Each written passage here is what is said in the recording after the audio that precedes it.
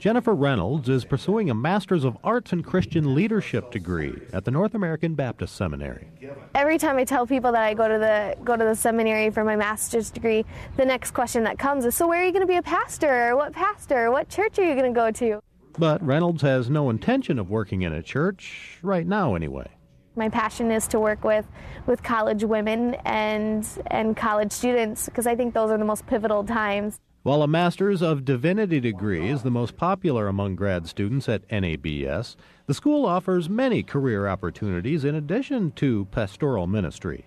I think that our culture has become less comfortable with theology and pastoral ministry, more comfortable with counseling, therapy, social work, helping agencies, and that kind of thing. The main mission at North American Baptist Seminary is to train their students to teach and preach at churches and other ministries around the country, or even around the world for that matter. But lately, many seminary graduates are taking their degrees and pursuing other opportunities outside the church. It turned out when I got there I was really more theologically minded than I thought I was. J.C. Chambers earned a master's degree in counseling from the seminary about 20 years ago. Now he works with families at Stronghold Counseling Services here in Sioux Falls. I really didn't want to go to a secular school. I wanted to go to a school where I could continue to think about faith and what that meant, but I also wanted to go to a place where I could get qualified to do something different than just teach. Or preach, even though his counseling degree from the seminary allows him to do both. Chambers is still very active in his church and the seminary as an adjunct professor. He says the atmosphere at the seminary is good for the soul and your GPA.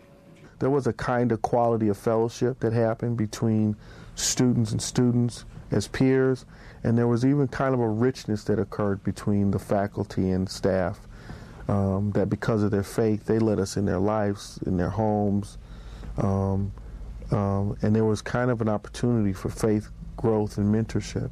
Shad Durgan went to the University of Sioux Falls, then received his master's from the seminary.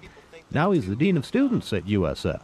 I had counseling classes, and in those classes, I apply that now to life here with our students. When they're in crisis, I know what to do.